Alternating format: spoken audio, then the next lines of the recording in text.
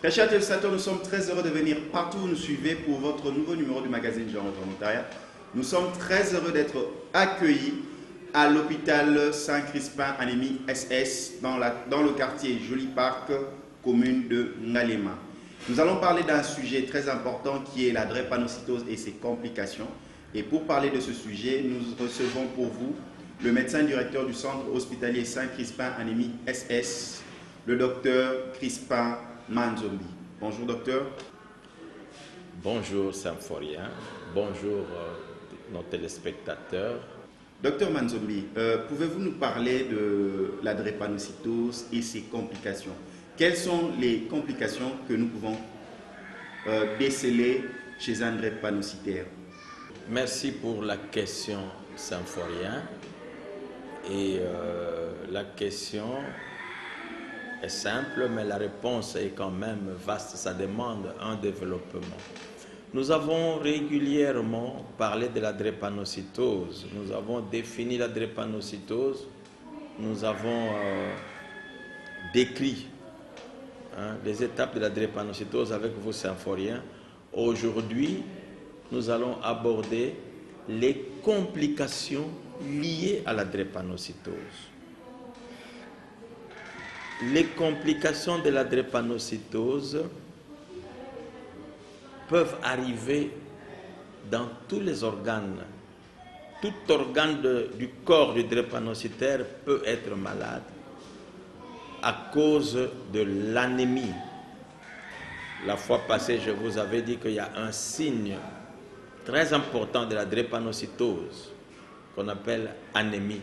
Le manque de sang a des répercussions néfastes sur tout le corps, sur tous les organes. Je vais ramasser, Symphorien, brièvement, et diviser le corps humain en 4 parties. Nous allons voir quelles complications nous pouvons trouver au niveau de la tête, quelles complications nous pouvons avoir au niveau du thorax, quelles complications nous pouvons avoir au niveau de l'abdomen et quelles complications nous pouvons avoir au niveau des membres supérieurs et inférieurs.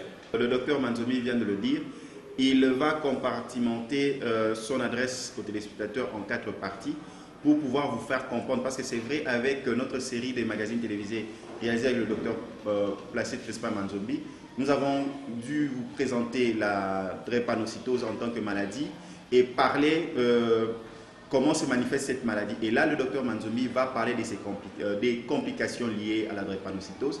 Et par rapport à son schéma, suivez très bien, et là il va nous expliquer par rapport au corps humain comment est visée et placée la présentation des complications de la drépanocytose sur le corps humain. Merci pour la parole. Au niveau de la tête, nous pouvons avoir des complications au niveau des yeux. Nous avons des rétinopathies drépanocytaires. Donc la drépanocytose a des répercussions sur la vue du drépanocytaire. Nous pouvons avoir des complications au niveau du cerveau même. Nous avons au niveau du cerveau ce que nous appelons des AIT, accident ischémique transitoire, AIT. Un drépanocytaire peut brutalement perdre connaissance pendant quelques minutes et il doit être pris en charge à l'hôpital pour qu'on puisse le réanimer et le réveiller.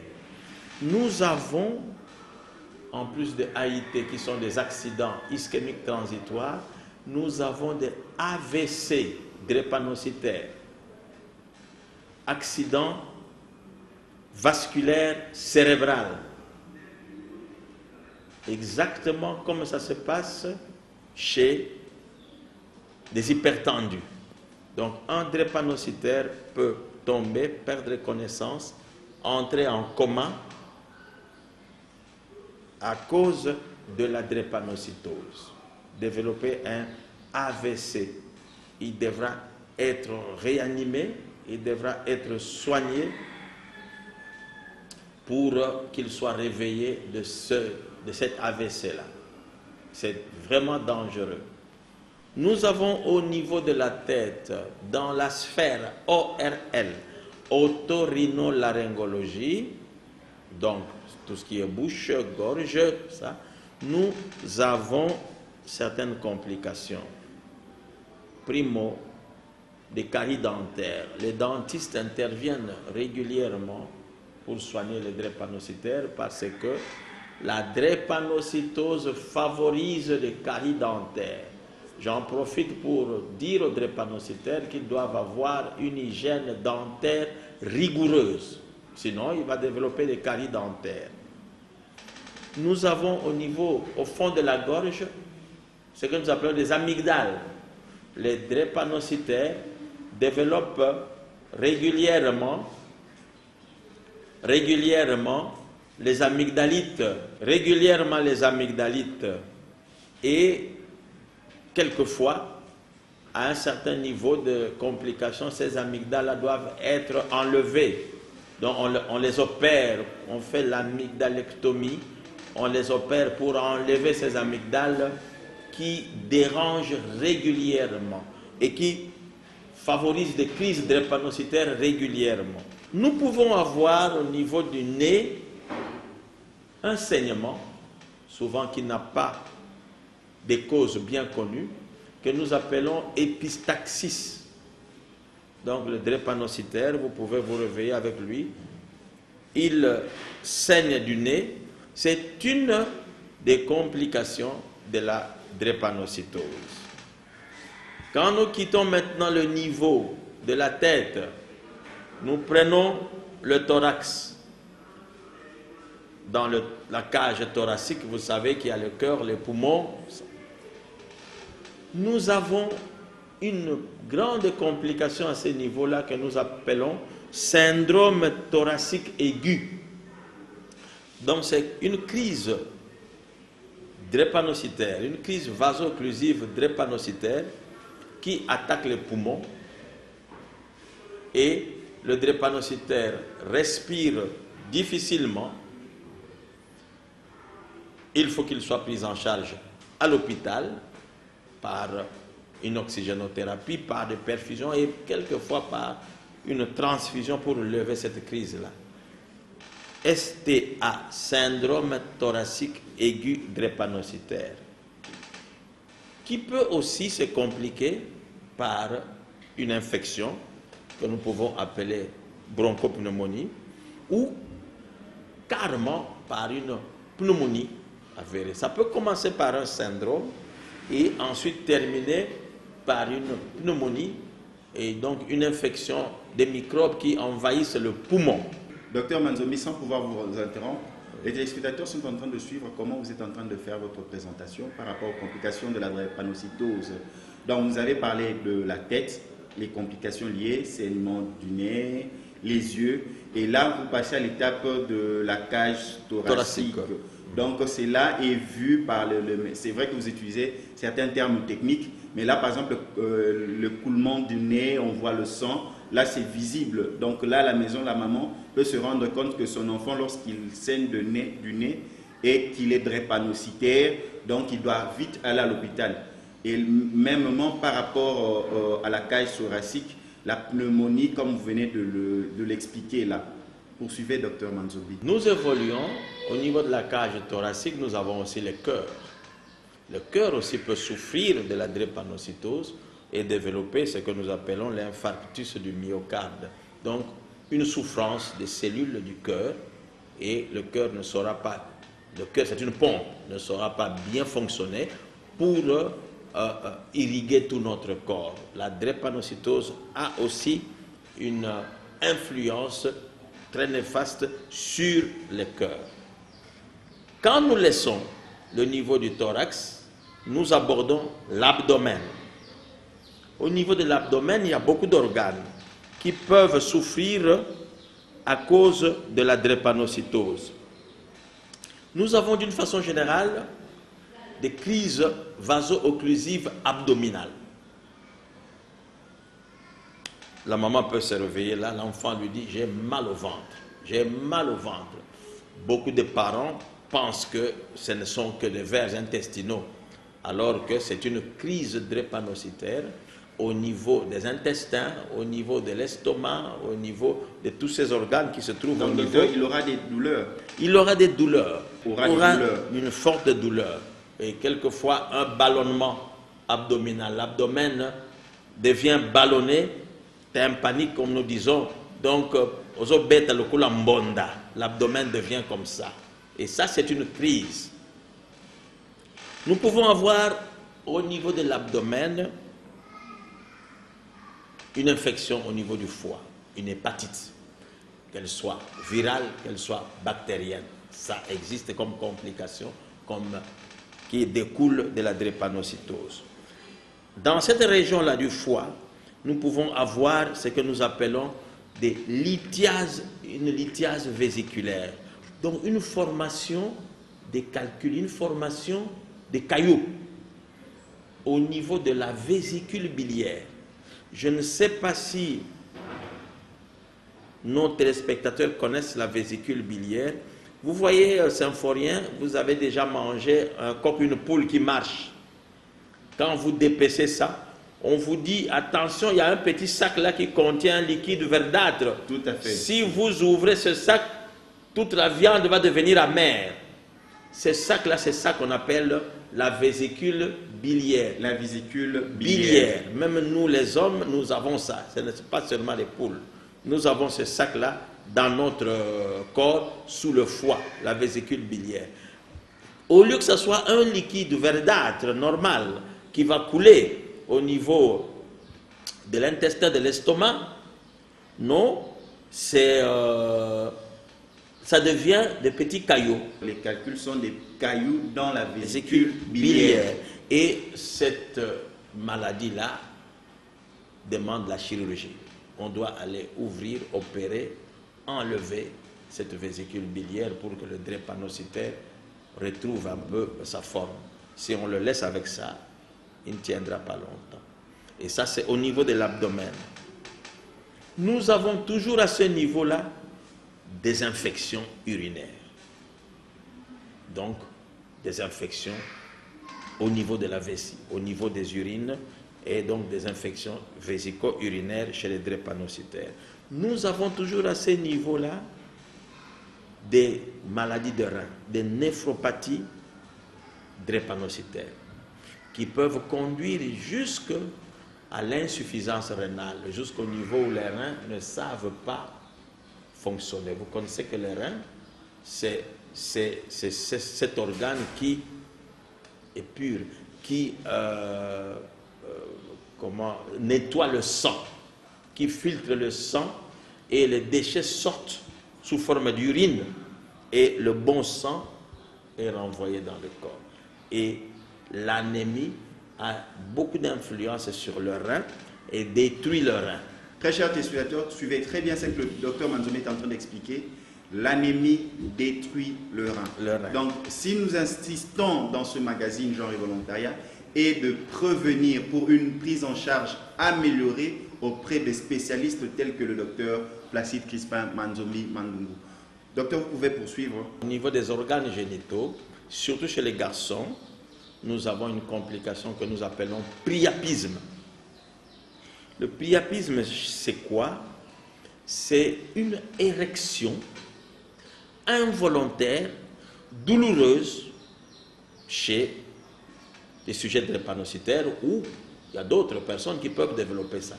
Mais la drépanocytose a aussi cette complication-là que nous appelons priapisme.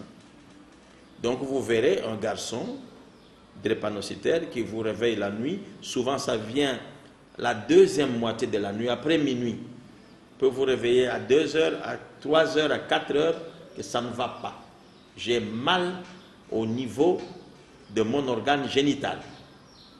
Comprenez? Nous appelons cela priapisme. Ça ne peut être pris en charge qu'à l'hôpital par des spécialistes pour soigner ça. C'est une crise drépanocytaire qui atteint le pénis du garçon. Le pénis du garçon. Voilà. C'est une crise drépanocytaire. Il aura mal au niveau du pénis, au niveau du dos. Il ne saura pas supporter ça. Et quand on nous amène ces cas-là, nous savons comment le prendre en charge et calmer ce priapisme-là. Voilà. Ça, c'est au niveau de l'abdomen. Troisième niveau. Nous prenons le quatrième niveau, c'est au niveau des membres. Les membres supérieurs, de là jusque-là, et les membres inférieurs. À ce niveau-là, qu'est-ce que nous voyons? Les os, nous avons des os, il y a des os longs. Ici, il y a le radius cubitus, l'humérus. Hein? Ici, il y a le fémur, il y a le tibia et le péroné. Vous voyez, au niveau de la jambe. Nous pouvons remarquer des infections, des microbes, qui peuvent d'abord commencer par attaquer le périos. Le périos, c'est quoi? C'est la membrane, plus ou moins dure et élastique, qui couvre l'os. Et c'est par là que les microbes commencent à pénétrer l'os.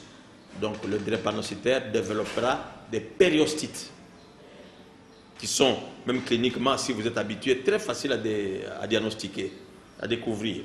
Des périostites. Ça ne s'arrêtera pas à ce niveau-là. L'os lui-même pourra être atteint. Là, nous passons à un terme que nous appelons ostéite.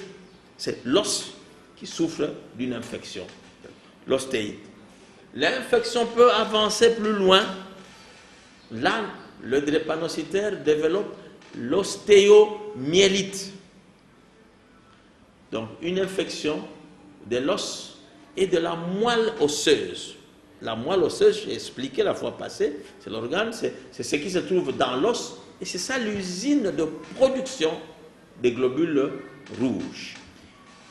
Nous allons aller plus loin encore, ça nous avons découvert ça, mais maintenant, avec la prise en charge, ça devient un peu rare.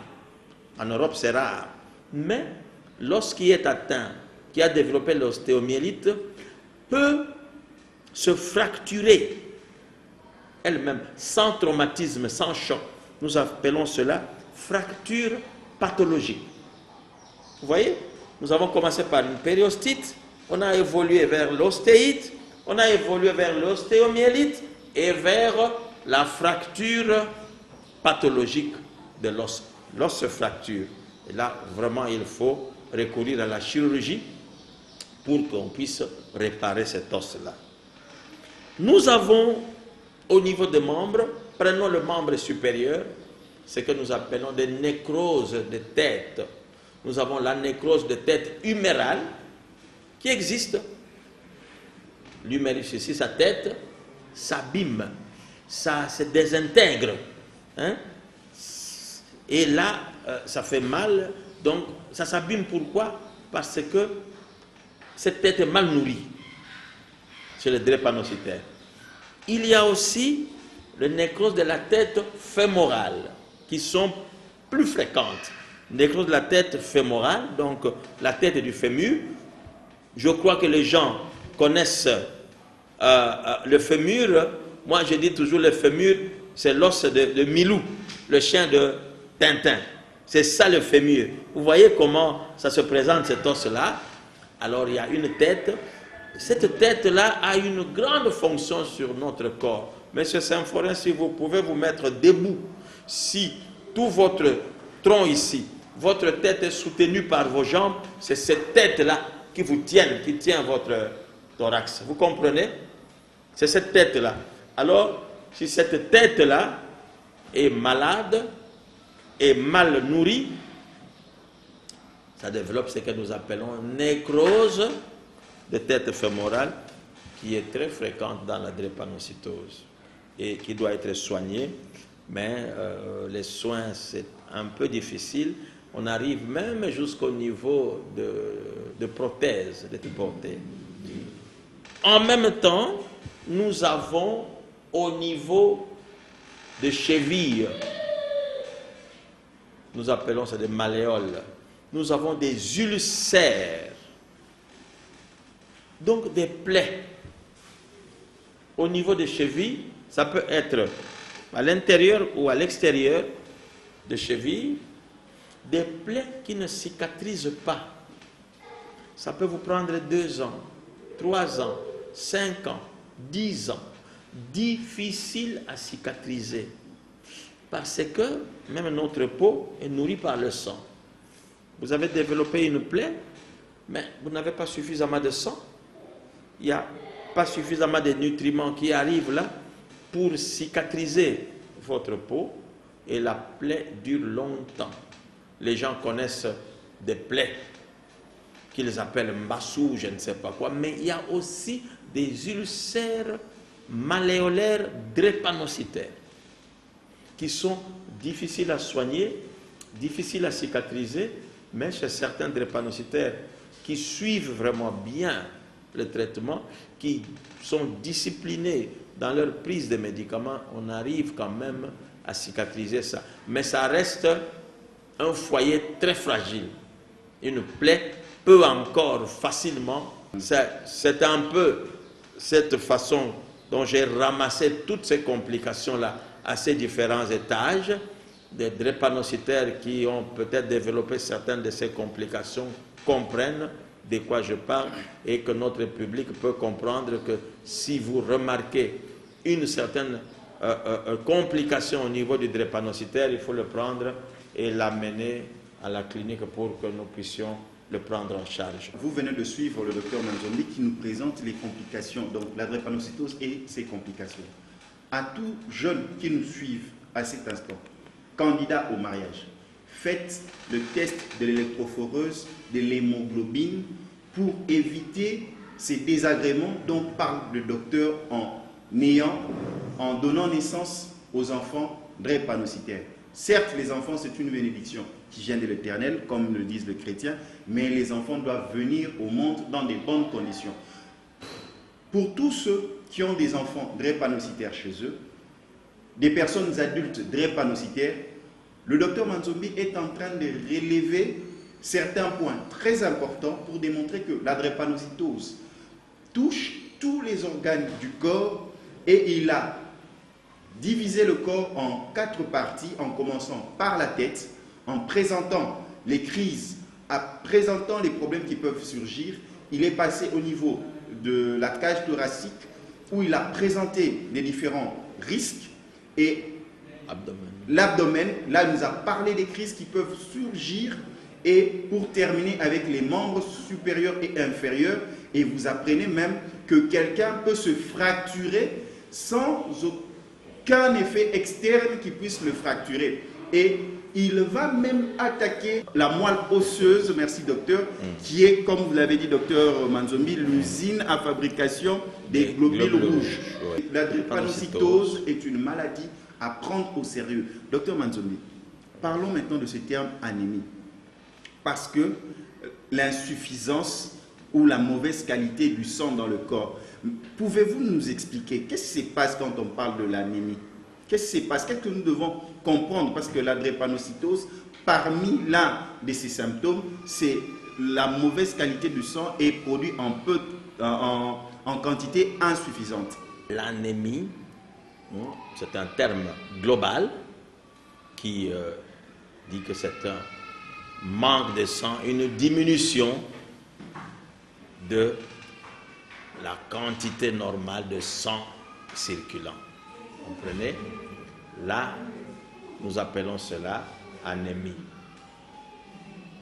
Mais l'anémie dans la drépanocytose, c'est le premier signe de la drépanocytose. Comment l'anémie arrive dans la drépanocytose? Le drépanocytaire est né avec un handicap dans la production de ces globules rouges. C'est un handicap qualitatif. Donc le drépanocytaire produit des globules rouges de mauvaise qualité. Et ces globules rouges-là ont tendance à s'agglutiner, à se mettre ensemble et à se détruire. Quand ils se mettent ensemble, ils ne savent pas bien circuler. Parce que je vous ai dit la fois passée, la fonction première du globule rouge, c'est capter l'oxygène au niveau des poumons, transporter cet oxygène-là dans le corps entier. Tout notre corps a besoin de cette énergie-là, de cet oxygène-là transporté par le globule rouge. Mais vous donnez aux drépanocytaires des globules rouges de mauvaise qualité qui transportent mal l'oxygène et qui hémolysent, donc qui se détruisent. Et voilà, cela favorise la diminution de la quantité du sang et favorise cette anémie-là.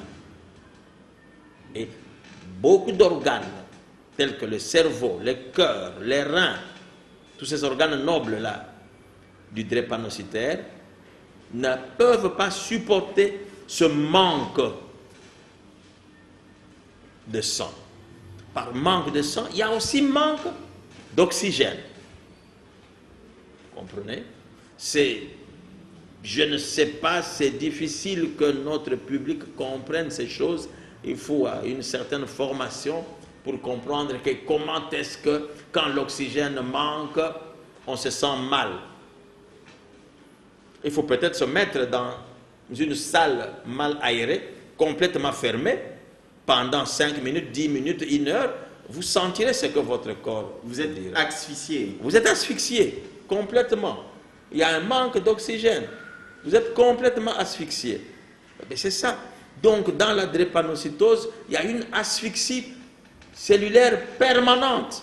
De la même manière qu'on pourrait le ressentir dans une salle hermétiquement fermée. Fermée ou sous l'eau. Sous l'eau. Voilà. C'est comme ça que ça se passe aussi pour les cellules. Pour les cellules chez les drépanocytaires. Donc les cellules manquent de l'oxygène. Elles manquent de l'oxygène d'une façon permanente. Et quand une cellule manque, c'est l'oxygène qui donne de l'énergie dans la cellule. Quand une cellule manque d'oxygène, cette cellule-là est faible. Il ne peut pas bien fonctionner. Alors, nos organes, le cerveau, le cœur, les reins, c'est un ensemble de cellules. Alors, quand chaque cellule de cet ensemble-là manque d'oxygène, est-ce que cet organe va bien fonctionner? C'est comme ça qu'il faut comprendre ça. Docteur Manzombi, oui. Docteur Manzombi, ma question est la suivante. Par rapport aux complications liées à la drépanocytose, est-ce que ces complications sont liées au manque de l'oxygène? Parce que c'est la raison pour laquelle j'ai parlé de l'anémie, ou à l'anémie en fait. Exactement, ces complications sont liées à l'anémie, donc à ce manque d'oxygène-là. Ces complications liées à ça. Je vous ai parlé, je cite votre cerveau. Si vous parlez, si vous raisonnez, si toutes les facultés supérieures du cerveau, raisonnement, intelligence, mémoire, vous ne pouvez l'avoir que si le cerveau est bien oxygéné. Si le cerveau n'est pas oxygéné, vous aurez des pertes de mémoire. Vous ne serez pas intelligent. Hein, j'ai parlé de l'AVC. Vous allez tomber, vous allez perdre connaissance. Et que répondez-vous à ceux qui pensent que ce n'est pas nécessaire d'aller tout le temps avec un enfant drépanocytaire ou qu'un sujet drépanocytaire aille tout le temps à l'hôpital? Qu'est-ce que vous répondez à ça? Nous préconisons toujours un suivi médical régulier, mensuel. Il faut un suivi médical mensuel. S'il ne vient pas à l'hôpital, un jour il développera une grosse complication qui va le tuer. La venue du drépanocytaire à l'hôpital, c'est pour prévenir les complications. C'est la raison pour laquelle il doit être suivi continuellement à l'hôpital. Un drépanocytaire qui arrive, qui dit que régulièrement j'ai mal à la tête. Je dors, mal à la tête. Je me réveille le matin, mal à la tête. Ce n'est pas toujours le paludisme, hein, ce n'est pas toujours la malaria. Hein? Dès qu'il dit ça à un médecin qui connaît la drépanocytose, il va dire non, il y a un problème qui vient dans cette tête-là. Faisons par exemple un scanner, faisons un IRM de ce cerveau-là, et on verra que non, voilà, au niveau de ce cerveau, il y a déjà des complications telles qui arrivent. Docteur, et on peut prévenir ça par un traitement spécifique à cela. S'il ne vient pas, il a toujours ce maux de tête. Il prend, je ne sais pas, tel médicament. Il prend lui-même, mais un jour il va tomber et ça sera grave, on ne saura pas le récupérer.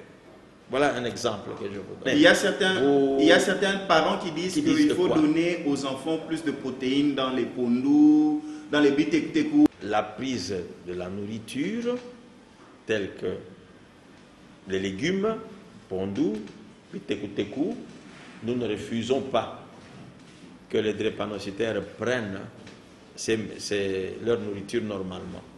Donc si nous devons parler de l'alimentation du drépanocytaire, ça doit être une alimentation équilibrée.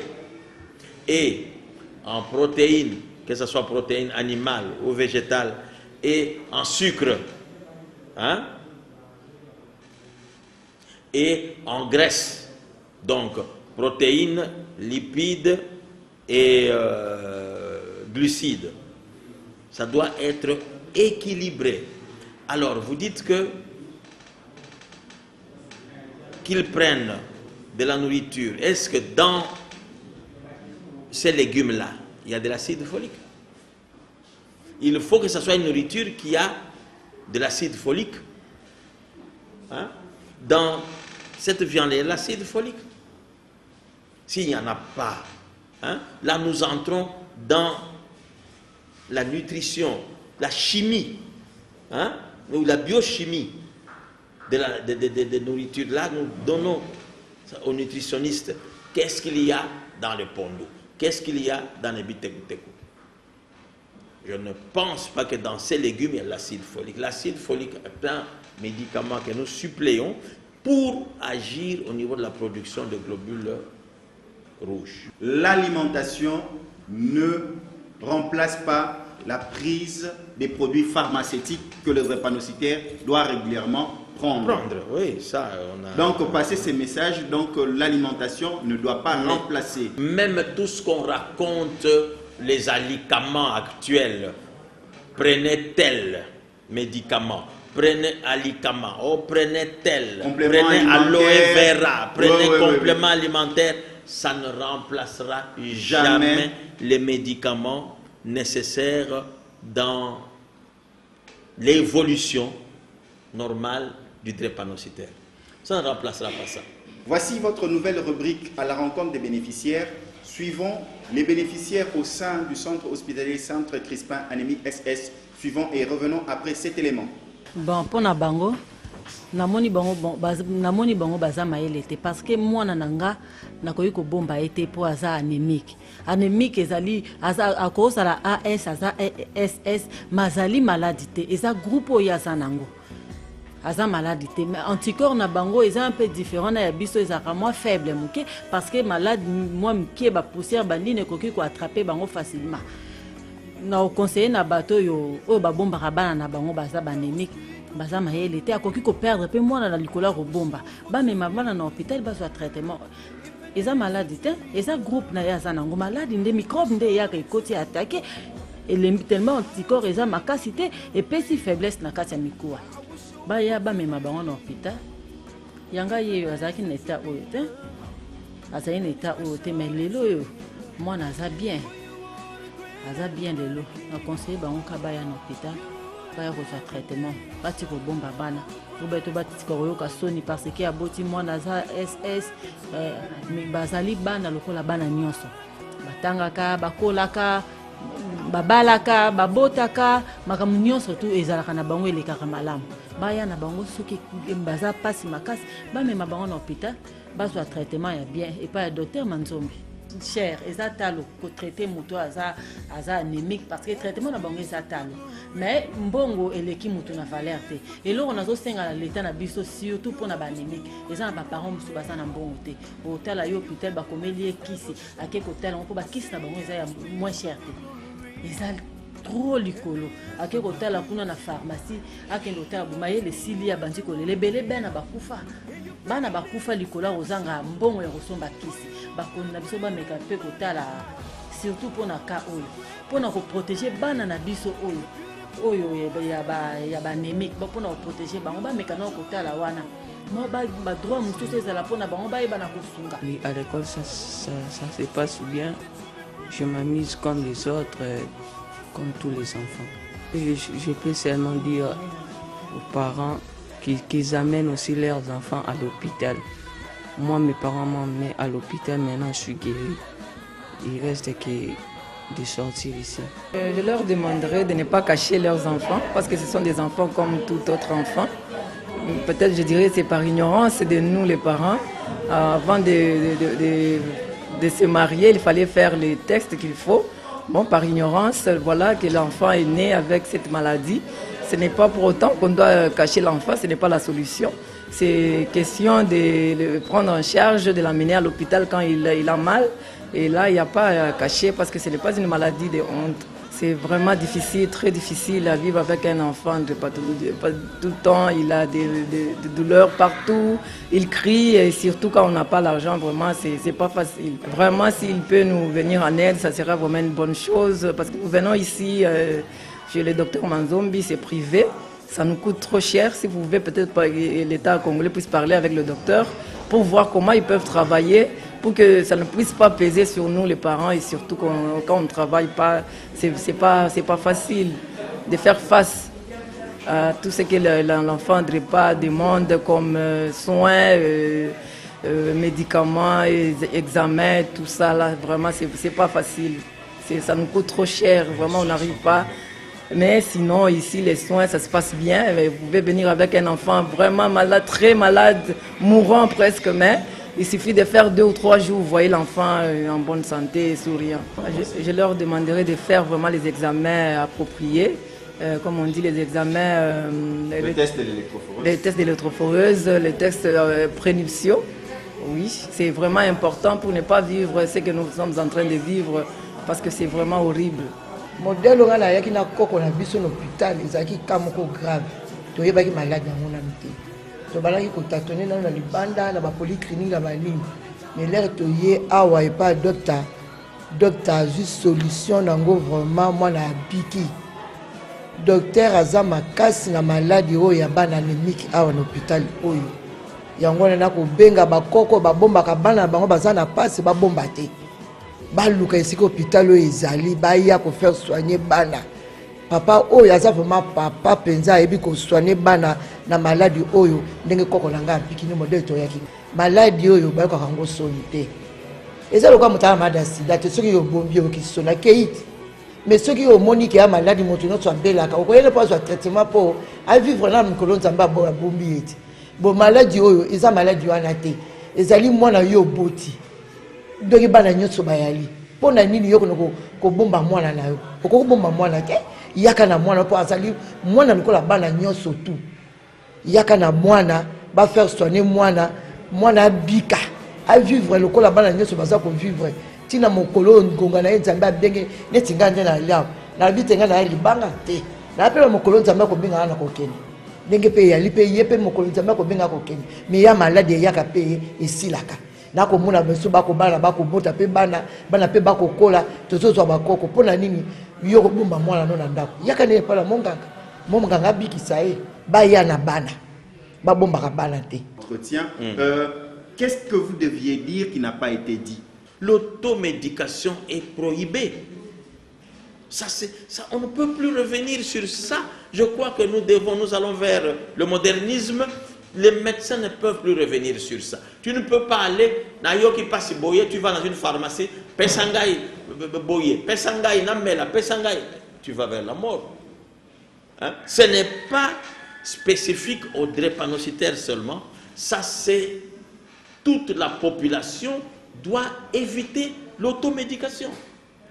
Quand vous avez un problème, quand vous êtes malade, vous allez voir des médecins. Ils sont de plus en plus nombreux. Le médecin va vous orienter. Le médecin va savoir qu'est-ce qu'il y a. Le médecin va faire des examens. Ça va l'aider à trouver un diagnostic et à vous prescrire ce qu'il faut pour vous soulager. Très chers téléspectateurs, nous avons été reçus au centre hospitalier Saint-Crispin Anémie SS dans le quartier Joli Parc dans la commune de Ngalema. Nous avons échangé avec le docteur Placide Crispin Manzombi Mandungu, qui est le médecin directeur du centre, et il nous a parlé de la drépanocytose et de ses complications. Nous disons un grand merci à son Excellence le gouverneur de la ville, André Kimbuta Yango, qui insiste pour la scolarisation des enfants, même pour la scolarisation des enfants drépanocytaires. Nous remercions son Excellence Makar Mwangu, ministre de l'Éducation primaire et secondaire et initiation à la nouvelle citoyenneté, pour sa note circulaire pour la prise en charge des drépanocytaires en milieu scolaire. Et nous disons encore merci à son Excellence le ministre de la Santé, le docteur Félix Kabange, sa visite au centre hospitalier Saint-Crispin, et nous disons merci au staff médical du centre hospitalier Saint-Crispin anémique SS, merci aux infirmiers, merci au personnel soignant, merci à leur accueil chaleureux, car ils sont toujours sensibles lorsque nous leur tendons notre micro du magazine Genre et Volontariat. Merci à Grady King pour le montage de ce magazine.